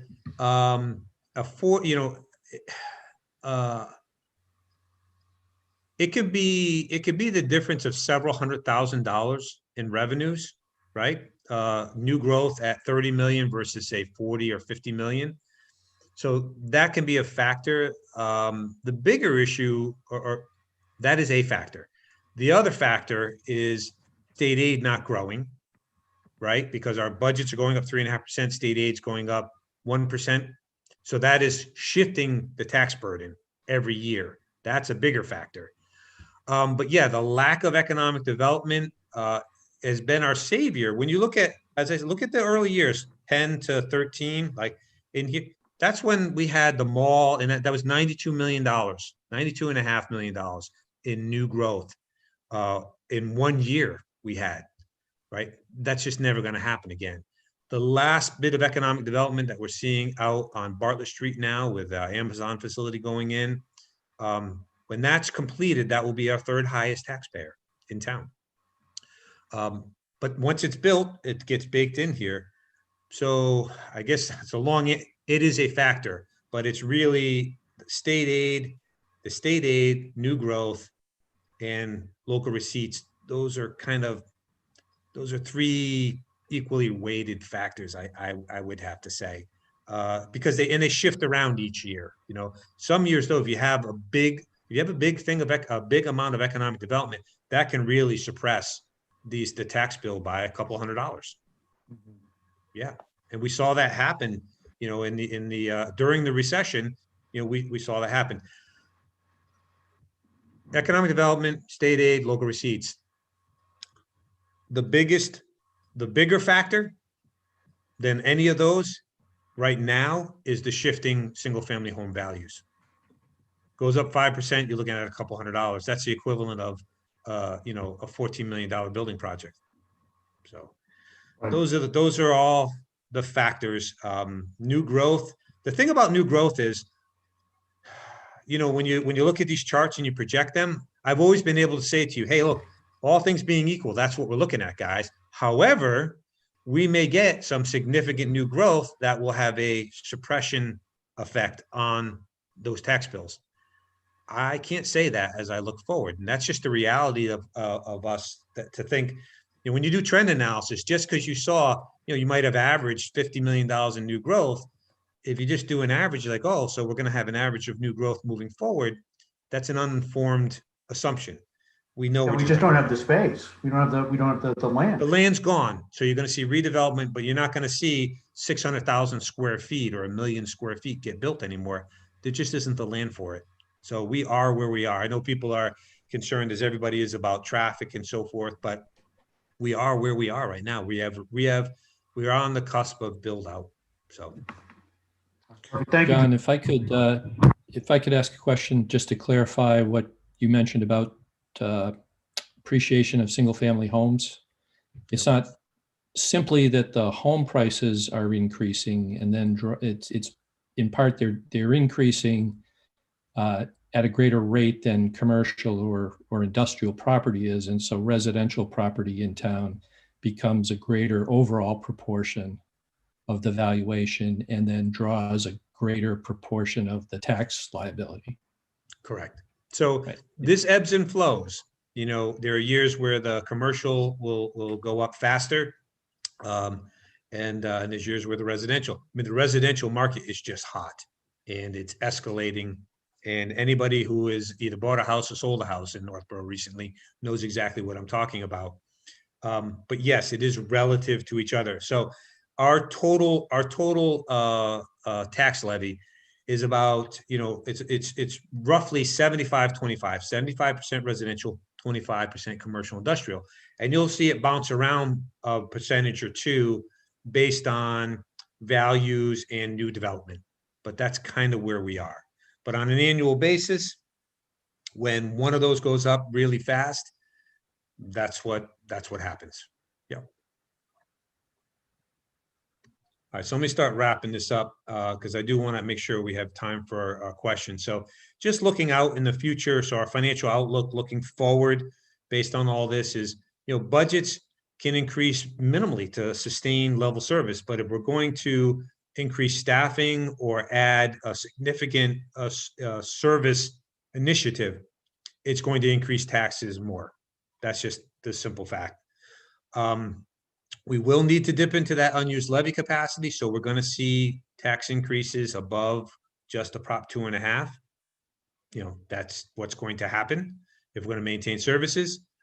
The tax bill is going to bounce around. Again, this is just what it looks like. This isn't what it's going to be. Every year we update this and we look out. But, you know, if we if things, we don't see a little more development, if we don't see state aid improving, local receipts don't come back, all of those things, we're going to start seeing upward pressure on the tax bill, because again, that's the only place that we have to go based on the tax structure that we operate under. And again, whenever I do these forecasts, I always have that last line. It assumes no major budget surprises. I don't think you can get a bigger budget surprise than a pandemic. Of everything that we've dealt with, storms, recessions, no problem. We know exactly how to handle those. Pandemic brought all kinds of implications that nobody was anticipating, and we are still trying to work through those. In conclusion, going to have to revisit OPEB. We need to get back on schedule with our capital. We can't just postpone capital indefinitely. We will continue to monitor health insurance. That is going to be a budget buster. We've been able to manage it in the past. I like to think we're going to be able to manage it in the future, but we don't know. We're going to continue to look at the recovery, the implications for our local receipts. And really, we do this as a group once a year, right? To come in and put stakes in the ground and have a discussion. The financial team and the staff is reviewing this data monthly and quarterly. If we see something that is off track and off base as to what we've represented to you here tonight, we will convene everybody together and we will tell you that. Otherwise, we anticipate we will be on track based on these assumptions. So I know it's a lot of information, and it takes a couple of cycles when you're on a board or committee to hear this information and to internalize it before you start to understand it, which is why it's always good to have, you know, people that have been around and then some new folks. If you have all new people, they're going to be lost with this, because this is me trying to put it in a very user-friendly format. It can be much more complicated and much more difficult if it wasn't packaged up the way it is. So with that, I'm going to stop sharing my screen, and I'm happy to answer any questions that the board and committee members may have through the chair. Oh, if I may, just one thing, Mr. Chairman, I do just want to acknowledge, I know they were introduced, but Becca Meekins, the assistant town administrator, and Amy Haley, the treasurer collector. And first and foremost, there's no way this could have been put together for you tonight if it weren't for our finance director, Jason Little, who did yeoman-like work to get this data together for you tonight. So I just want to acknowledge those folks before we move to questions. So thank you. Great, thank you, John. I'd first like to ask Superintendent Martineau if he would like to offer any comments or make any observations about the current budget climate from the school perspective. No, I just want to, my general comment is, John speaks about the ongoing partnership. We're in constant communication, which is very helpful in terms of the budget process. The information flow and sharing is strong, and it helps us as a school district and us make good decisions. I will say that this year has been really challenging in the sense that we just don't have great data in terms of what we normally would have. So we're doing a lot of assumptions and projections. So on the school side as well.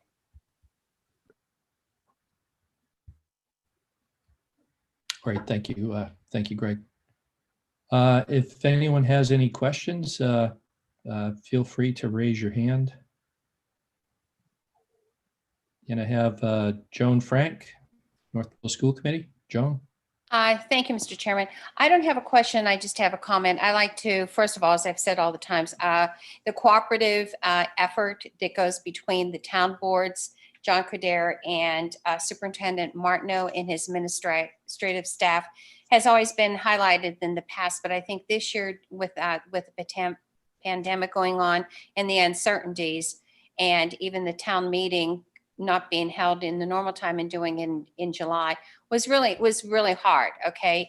But I think everybody working together really helps. So I like to applaud for everybody who has worked on this. And John, these are always long meetings, but they're very worthwhile. And I would just like to highlight one thing.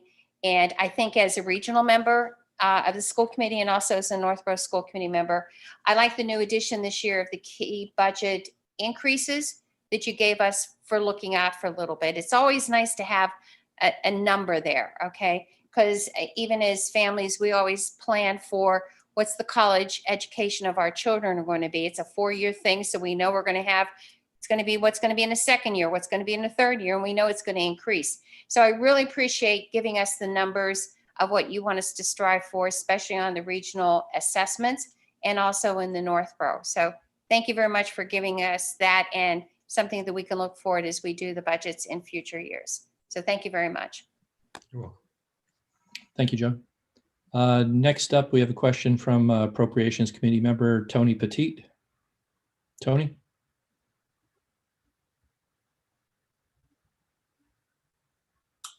There we go. I unmuted myself, sorry. The most startling change from previous presentations was the projection of levy capacity in the future. And I know that John gave the details of this in the presentation, but I just wanted to hear a sort of quick summary of how it is that has changed so dramatically. Yeah, it's very simple. Fiscal 21 budget, instead of going up 3 to 4%, we held our expenditures to 1%. The other thing is, when the state aid came in level funded instead of the cut that we had originally budgeted, that all that money went to came in and replicated the taxes. So rather than increase taxes, we wound up in a negative tax bill situation in fiscal 21. The average single family home tax bill went down $65. And again, during the worst recession here, or the pandemic, the alternative, so those are the two factors, really. The alternative, as I said, would have been hold a special town meeting and increase the budgets. And, we all held very difficult, tight budgets in fiscal 21 because we know people are struggling. We weren't sure how bad things were going to get. And that we also know in this community that we don't play games. The superintendent doesn't come in, ask for 10%, but he can really live with 3. We are honest with each other about the facts and what we need. And we know that if we continue to constrain that budget in fiscal 21, it would create some additional capacity for us in the next couple of years. And so when we tell you we really need a 3% to maintain services, and it may result in a larger tax increase than people would like, we hope that you support that and that you understand. And just keep in mind too, the tax increase for fiscal 2022, if you really want to be fair, you should take $65 off of it and divide it by 2. And then guess what? You'll be around that 170, just south of that $177 average for the last 10 years. Because again, it averages out. So that's the answer, is we just held that fiscal 21 budget and created that levy capacity. But it was done by cutting. We cut our budgets, and a lot of things that we cut out of our budgets need to get back in, like OPEB. So it's not a permanent solution. So I hope that answered your question. It did. Thank you. You're welcome.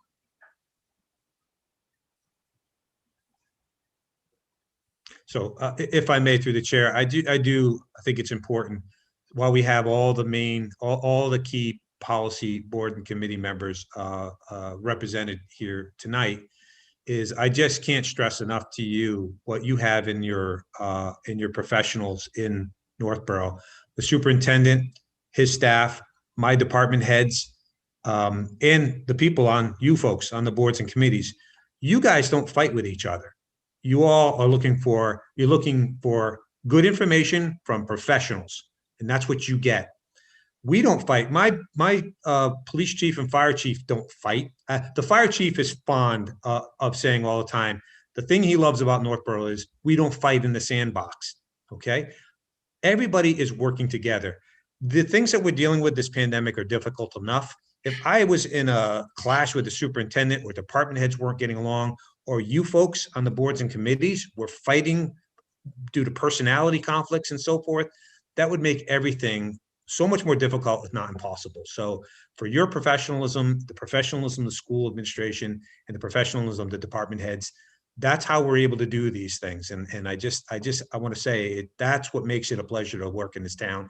And I say this all the time. You want to know what's special? What's the secret sauce in Northborough? That's the secret sauce. Good people on boards and committees who work well together. And it comes through in our ability to navigate through something like a pandemic without fighting and everybody worrying about themselves. The superintendent and I speak so frequently. Our staff is being tested over through the program that he and his staff put together, and Mary Ellen Duggan. We couldn't do that. They did that. We tagged onto it. That's huge for us. And I can give you just example after example about how we have supported and worked with each other with equipment, sharing staff. I had a COVID test. I'll tell you another. I had a COVID positive test in my building. I closed my building immediately. Do you know who came over and sanitized the building? One of the custodians who had the backpack. Ours was broken. They had the backpack. They came over, sanitized the building.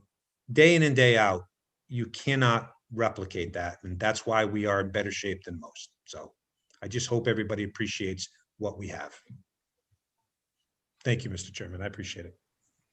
Thank you, John. I think as we do this each year and look back through the financial trend monitoring results and the look back, I mean, that is the evidence. That is the evidence of what we encountered, what decisions were made, and what the effects of those decisions were. And it's a very strong statement about the professionalism, the expertise of the staff members to anticipate problems, to react and find solutions to unexpected issues, and keep us on a path that keeps us stable, keeps us in good position to grapple with the challenges we face and come out on the other side intact. So certainly we've seen it. Many of the members of the committees here have seen it. And as you say, a lot of that goes to the excellent working relationships among the municipal and school administrations and committees. So much appreciation to everyone involved for keeping us in this circumstance. We have another question from Select Board Member Julianne Hirsch. Julianne? Hi, thank you, Mr. Chairman. So some of the new industry that we're seeing in town is very transportation oriented and therefore vehicle based. Is this going to help our excise tax collection? Depends on where the vehicles are housed. The big impact for us tax wise is real estate and the personal property. So inside of so the buildings themselves are taxed, but then racking systems and equipment inside, that's all taxed. I think what I had just said, I anticipate in the next cycle, the two buildings that were just constructed down on Barefoot Road, those will become, I don't want to speak out of term, but they'll become our third largest taxpayer. Jason or Amy, in terms of the trucks, I don't know if it's depending where the trucks are registered through the corporate office or not. I don't know if you know anything about that on the motor vehicle excise. Sorry, I don't mean to interrupt you, Amy. Hopefully you give the same answer as me, but it's based on where the vehicle's garaged and registered. So if they register them in Massachusetts, in Northborough, we would see some excise tax. But I think these warehouses, they generally aren't registered where they're passing through.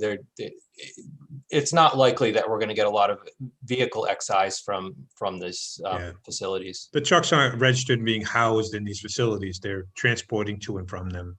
So, but again, the taxes from the personal property and the building itself is significant.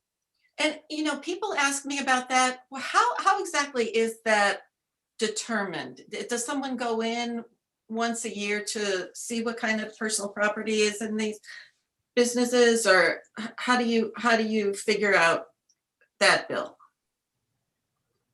Go ahead, Jason. I'll let you field that one. Oh, okay. Well, Through the chair. that's one of the responsibilities of the assessor's office. They do personal property and businesses in town. Are required to file a return annually. So there is verification of it. We do use a consultant that goes out and checks the personal property. They're called forms of list, the return they're required to file. So that there is a process for that annually. Yes. Okay, thank you. That's it for me. Thank you, Julianne. Any other questions? Anybody, please raise your hand. John, I just had one aside. We've commonly talked about the revenues essentially being the taxes, state aid, and then local receipts, predominantly motor vehicle excise. And we typically have phrased those, and I think it was in an earlier slide, 80%, 10%, and 5%. But the state aid figure has actually been dropping, right? And so yeah, it's fiscal 21. It's 8.3%. It was at a high. It was 13.1% in fiscal 05. So state aid as a percentage of our budget was significant. But yeah, it is deteriorating. It's funny because when we went through the slide the last minute, I'm like, and the 80% taxes is really now 83%. They bounce around a little year for year, but it's easy to say 80, 10, 5, but they do move around relative to each other each year a little bit. thank you. So if I may, through the chair, I'm going to assume that at this point, since nobody is saying, hey, John, you're all wet and your financial team is completely off base, that these assumptions and this data that we're providing to you makes sense to you, and that within this realm, as we proceed with this budget process, that this is the kind of the direction that we're heading in. Granted, if something happens, we'll pivot as we always do. But in terms of the assumptions for the fiscal 2022 budget, this is the direction that we're moving in. So we have another question from Select Board Member Tim Kalin. Tim? Yes. Not a question, just a comment. So just so the viewing public can understand that this is for a level budget. This isn't to increase services or, besides the fire station, add any additional excesses. This is really so that we can continue to provide the excellent education that the kids in town receive from the school systems, and continue to benefit from the tremendous services that the police, fire, and everybody else delivers. That's really what you see the increases, but that's in order to continue those operations at the level that they're currently at. Yes, it's referred to as a level service budget, not a level funded budget. A level funded budget would mean no increase, which effectively is a decrease because expenses go up. Level service budget is what do you need to maintain the current level of services that you have right now. And just in a broad brush, chopping it up, roughly 70% of the budget goes to education. The balance of it is the non school departments. We refer to general government. When I look at general government, police, fire, and the library take up the lion's share. Every other support, people are like, you need to cut the fat out of your the administration. My offices are two people, the finance director and his assistant. You have the town clerk, the assistant, the building inspector, their support staff, the health agent, their support staff.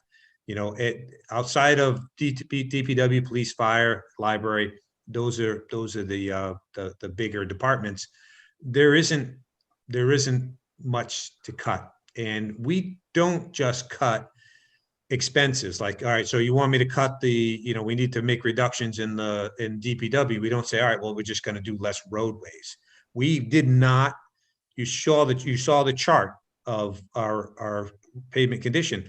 The easiest thing for us to cut out of that budget is the roadway because it doesn't impact, but that's not. We made other adjustments, and we cut training, which is not necessarily a good thing, but we made other adjustments.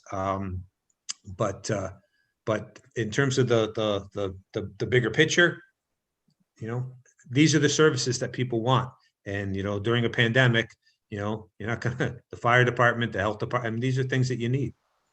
So, but at some point, and I don't want to get off track here, with my friends from the school department listening here, but at some point we do need to look at, do we have appropriate level of staffing for the level of services and demands that are being made by the residents and the boards and committees. I mean, we can have as many boards and committees doing as many things as you want, but at some point we're going to need to add some staff. So. Thank you, John. I do have one other question. We talked about there was mention of the, and I'm not sure what the exact phrase is, the school opportunity program through state funding. Is it the case that to this point we've been held harmless in terms of Chapter 70 funding in the formula, or is there any risk going forward that that we could be, facing some kind of reduction, or at least a percentage reduction on an annual increase basis, something to that effect? I'll let my friends in the school department handle that question. I don't know if the superintendent wants to take a stab at it. Yeah, so I think that we have been held harmless for many years, and I think they're studying the Chapter 70 funding formula as part of the Student Opportunity Act. But there's heavy lobbying against, making sure towns in the future are held harmless. And that is our prediction moving forward, that, where we are today will be the baseline for future changes. So I don't see that being an issue, Jason. One of the reasons why the Chapter 70 formula is so complicated is because rather than fix it, they just add another layer and complicate it. But one of the reasons why they do that is trying to hold folks harmless if they can.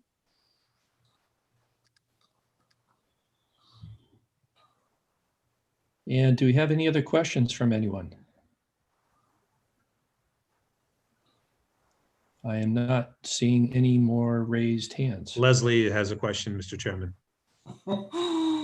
Sorry, I thought I'd try this time, the actual hand. You're out of view, Leslie. Now you're back. Okay. Oh, sorry. Yeah.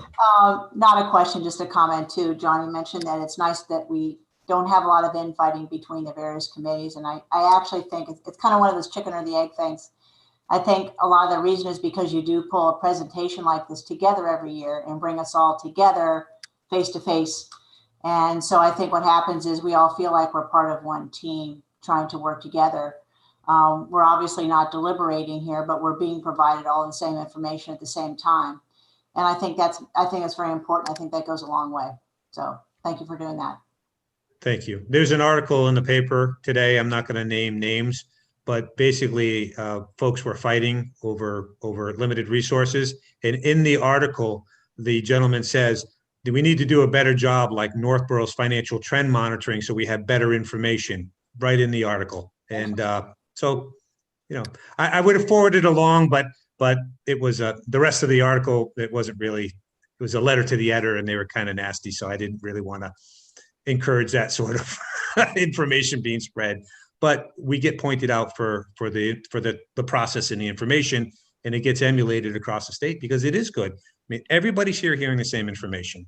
And if you have a question, I'm putting myself and my staff out here, as is the superintendent. If you have a question, ask us. We'll answer it honestly.